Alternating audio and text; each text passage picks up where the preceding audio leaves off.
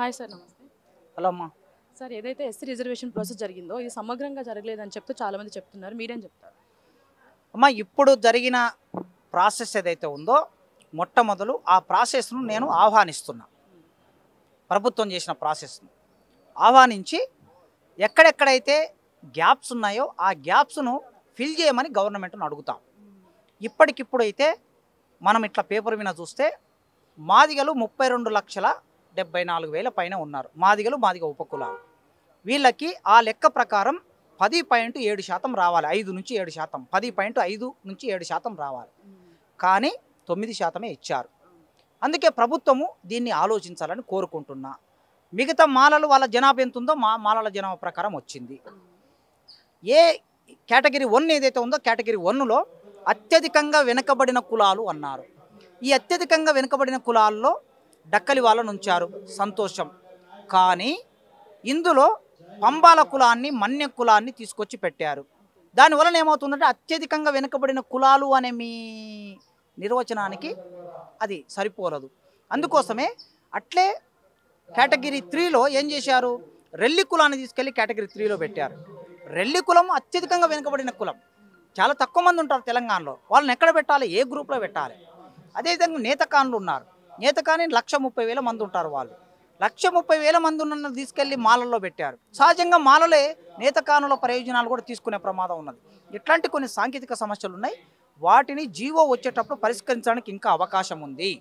ఆ అవకాశాన్ని రేవంత్ రెడ్డి గారు తీసుకొని అందరికీ సమన్యాయం చేస్తారని నేను కోరుకుంటున్నాను. అసలు ఈ గ్రూపుల్లో ఈ పొరపాటు ఎందుకు జరిగింది అనుకోవచ్చు? అమ్మ, సహజంగా అధ్యయనం చేసేటప్పుడు వాళ్ళకి సమగ్రమైన అవగాహన ఉండొచ్చు, ఉండకపోవచ్చు. ఆ కులాల్లో పుట్టిన వాడికి దాని పెయిన్ తెలుస్తుంది. దాంట్లో పుట్టకుండా కేవలము అధ్యయనం చేసేవాడికి పెయిన్ తెలియదు. ఇప్పుడు ఉదాహరణకి ఏకసభ్య కమిషన్ చైర్మన్ గారికి డక్కలోళ్ళ పరిస్థితి ఏమిటి, పంబాల వాళ్ళ పరిస్థితి ఏమిటి అని ఆయనకు అర్థం కాలే. డక్కలోళ్ళు 2,000 పైన ఉంటారు, పంబాలలో 1,000 లోపు ఉంటారు. ఈ డక్కలలో ఒక్కరు కూడా ఇప్పటివరకు ఉద్యోగాల్లోకి రాలే. పంబాలలో ఇప్పటి వరకు కొన్ని 100 మంది ఉద్యోగాల్లోకి వచ్చారు. 100 మంది ఉద్యోగాల్లోకి వచ్చిన వాడిని ఒక్క ఉద్యోగం కూడా రానోడిని ఒక దగ్గర పెడితే ఏమవుతుంది? అన్యాయం జరుగుతుంది. కనుక ఈ కమిషన్ సరిగ్గా అధ్యయనం చేసేటప్పుడు కొన్ని అర్థం కాని సమస్యలు ఉన్నప్పుడు ఉప ఉప ఉప కమిటీలు వేసుకొని ఆ ఉప కమిటీల్లో ఆ కులాలకు సంబంధించిన వాళ్ళని పెట్టి వాళ్ళ సమస్యను వినవలసి ఉండే. మరి ఆ ప్రయత్నం చేయలేదని నేను అనుకుంటున్నాను. ఇప్పుడు మాలల్లో చూసుకుంటే అప్పట్లో మాకు 6% ఉండేది, ఇప్పుడు 5% చేశారు. మాకు అన్యాయం జరిగింది అంటున్నారు. మీరేం చెప్తారు? అమ్మా, ఉమ్మడి రాష్ట్రంలో ఆంధ్రప్రదేశ్ రాష్ట్రం అది. ఆంధ్రప్రదేశ్ రాష్ట్రంలో మాలల జనాభా, మాదిగల జనాభాని అనుగుణంగా 1981 లెక్కల ప్రకారం అది చేశారు.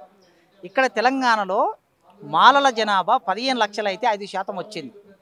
అంటే వాళ్ళకు 4% రావాల్సింది 5% వచ్చింది. మాదిగల జనాభా 32 లక్షలు. అంటే మాలల కంటే 60% ఎక్కువ. 60% ఎక్కువ ఉన్న వాళ్ళకి ఎంత రావాలి? వీళ్ళకి 5 ఇస్తే వాళ్ళకి 10 రావాలి కదమ్మా. 10 కూడా రాకుండా 9 ఇచ్చారు. అన్యాయం జరిగిందంటే మాదిగలకు జరిగింది, కానీ మాలలకు అన్యాయం జరిగిందని చెప్తే ఎట్లా నమ్ముతాం? కనుక అది కరెక్ట్ కాదు. రిజర్వేషన్ ప్రాసెస్ ఏదైతే ఉందో అది మాదిగలకి ఎంతవరకు హెల్ప్ అవుతుంది అనుకోవచ్చు? ఖచ్చితంగా అమ్మా, మీ ముందు మాట్లాడుతున్నాను నేను. వర్గీకరణ 2000 సంవత్సరం వర్గీకరణ అయినప్పుడు 2004లో ఆ వర్గీకరణ ఫలితాన్ని అనుభవించి నేను ప్రొఫెసర్ని అయ్యానమ్మా. రెల్లి కులంలో చాలామంది డాక్టర్లు అయ్యారు. డక్కలి కులం, బైండ్ల కులంలో ప్రొఫెసర్లు అయ్యారు. బుడగజంగం కులంలో ఉద్యోగులు అయ్యారు. ఈ విధంగా చిందు కులంలో ఉద్యోగులు అయ్యారు. కనుక వర్గీకరణ అమలైతే ఖచ్చితంగా మాదిగ ఉపకులాలకి న్యాయం జరుగుతుంది.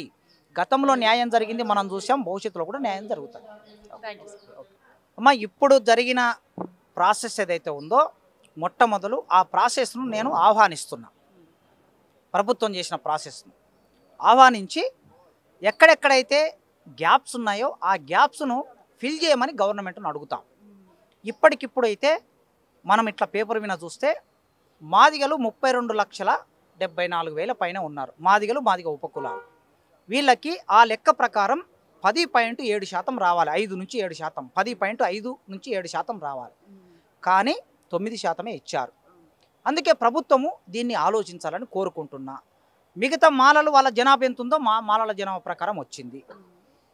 ఏ కేటగిరీ 1 ఏదైతే ఉందో కేటగిరీ 1లో అత్యధికంగా వెనుకబడిన కులాలు అన్నారు. ఈ అత్యధికంగా వెనుకబడిన కులాల్లో డక్కలి వాళ్ళను ఉంచారు, సంతోషం. కానీ ఇందులో పంబాల కులాన్ని, మన్య కులాన్ని తీసుకొచ్చి పెట్టారు. దానివలన ఏమవుతుందంటే అత్యధికంగా వెనుకబడిన కులాలు అనే మీ నిర్వచనానికి అది సరిపోలదు. అందుకోసమే అట్లే కేటగిరీ 3లో ఏం చేశారు, రెల్లి కులాన్ని తీసుకెళ్ళి కేటగిరీ 3లో పెట్టారు. రెల్లి కులం అత్యధికంగా వెనుకబడిన కులం, చాలా తక్కువ మంది ఉంటారు తెలంగాణలో. వాళ్ళని ఎక్కడ పెట్టాలి, ఏ గ్రూప్లో పెట్టాలి? అదేవిధంగా నేతకానులు ఉన్నారు. నేతకాని 1,30,000 మంది ఉంటారు. వాళ్ళు 1,30,000 మంది ఉన్న తీసుకెళ్ళి మాలల్లో పెట్టారు. సహజంగా మాలలే నేతకానుల ప్రయోజనాలు కూడా తీసుకునే ప్రమాదం ఉన్నది. ఇట్లాంటి కొన్ని సాంకేతిక సమస్యలు ఉన్నాయి. వాటిని జీవో వచ్చేటప్పుడు పరిష్కరించడానికి ఇంకా అవకాశం ఉంది. ఆ అవకాశాన్ని రేవంత్ రెడ్డి గారు తీసుకొని అందరికీ సమన్యాయం చేస్తారని నేను కోరుకుంటున్నాను. అసలు ఈ గ్రూపుల్లో ఈ పొరపాటు ఎందుకు జరిగింది అనుకోవచ్చు? అమ్మ, సహజంగా అధ్యయనం చేసేటప్పుడు వాళ్ళకి సమగ్రమైన అవగాహన ఉండొచ్చు, ఉండకపోవచ్చు. ఆ కులాల్లో పుట్టిన వాడికి దాని పెయిన్ తెలుస్తుంది. దాంట్లో పుట్టకుండా కేవలము అధ్యయనం చేసేవాడికి పెయిన్ తెలియదు. ఇప్పుడు ఉదాహరణకి ఏకసభ్య కమిషన్ చైర్మన్ గారికి డక్కలోళ్ళ పరిస్థితి ఏమిటి, పంబాల వాళ్ళ పరిస్థితి ఏమిటి అని ఆయనకు అర్థం కాలే. డక్కలలో 2,000 పైన ఉంటారు, పంబాలలో 1,000 లోపు ఉంటారు. ఈ డక్కలలో ఒక్కరు కూడా ఇప్పటివరకు ఉద్యోగాల్లోకి రాలే. పంబాలలో ఇప్పటి వరకు కొన్ని 100 మంది ఉద్యోగాల్లోకి వచ్చారు. 100 మంది ఉద్యోగాల్లోకి వచ్చినోన్ని ఒక్క ఉద్యోగం కూడా రానోన్ని ఒక దగ్గర పెడితే ఏమవుతుంది? అన్యాయం జరుగుతుంది. కనుక ఈ కమిషన్ సరిగ్గా అధ్యయనం చేసేటప్పుడు కొన్ని అర్థం కాని సమస్యలు ఉన్నప్పుడు ఉప ఉప ఉప కమిటీలు వేసుకొని ఆ ఉప కమిటీల్లో ఆ కులాలకు సంబంధించిన వాళ్ళని పెట్టి వాళ్ళ సమస్యను వినవలసి ఉండే. మరి ఆ ప్రయత్నం చేయలేదని నేను అనుకుంటున్నాను. ఇప్పుడు మాలల్లో చూసుకుంటే అప్పట్లో మాకు 6% ఉండేది, ఇప్పుడు 5% చేశారు. మాకు అన్యాయం జరిగింది అంటున్నారు, మీరేం చెప్తారు? అమ్మ, ఉమ్మడి రాష్ట్రంలో, ఆంధ్రప్రదేశ్ రాష్ట్రం అది, ఆంధ్రప్రదేశ్ రాష్ట్రంలో మాలల జనాభా, మాదిగల జనాభాని అనుగుణంగా 1981 లెక్కల ప్రకారం అది చేశారు. ఇక్కడ తెలంగాణలో మాలల జనాభా 15 లక్షలు అయితే 5% వచ్చింది. అంటే వాళ్ళకు 4% రావాల్సింది 5% వచ్చింది.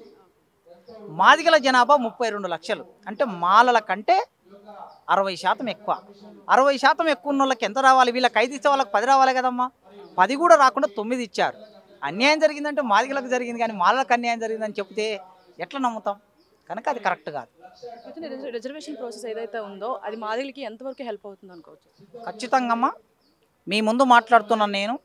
వర్గీకరణ 2000 సంవత్సరం వర్గీకరణ అయినప్పుడు 2004లో ఆ వర్గీకరణ ఫలితాన్ని అనుభవించి నేను ప్రొఫెసర్ని అయ్యానమ్మా. రెల్లి కులంలో చాలామంది డాక్టర్లు అయ్యారు. డక్కలి కులం, బైండ్ల కులంలో ప్రొఫెసర్లు అయ్యారు. బుడగజంగం కులంలో ఉద్యోగులు అయ్యారు. ఈ విధంగా చిందు కులంలో ఉద్యోగులు అయ్యారు. కనుక వర్గీకరణ అమలైతే ఖచ్చితంగా మాదిగ ఉపకులాలకి న్యాయం జరుగుతుంది. గతంలో న్యాయం జరిగింది, మనం చూసాం. భవిష్యత్తులో కూడా న్యాయం జరుగుతుంది. Thank you.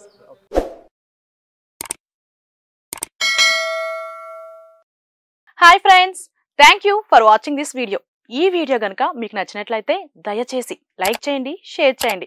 ముఖ్యంగా మా ఛానల్ 24/7 న్యూస్ టీవీని సబ్స్క్రైబ్ చేసుకోండి.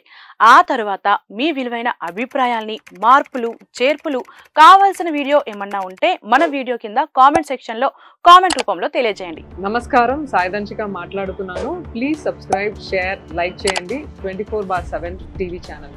హాయ్ నమస్తే, నేను మీ Sonia Akula. Please subscribe to 24/7 news TV. Hi అండి, అందరికీ నమస్తే. నేను Mankota Prasad. Please do subscribe 24/7 news TV. Political, entertainment and infotainment updates కోసం like, share, subscribe 24/7 news TV.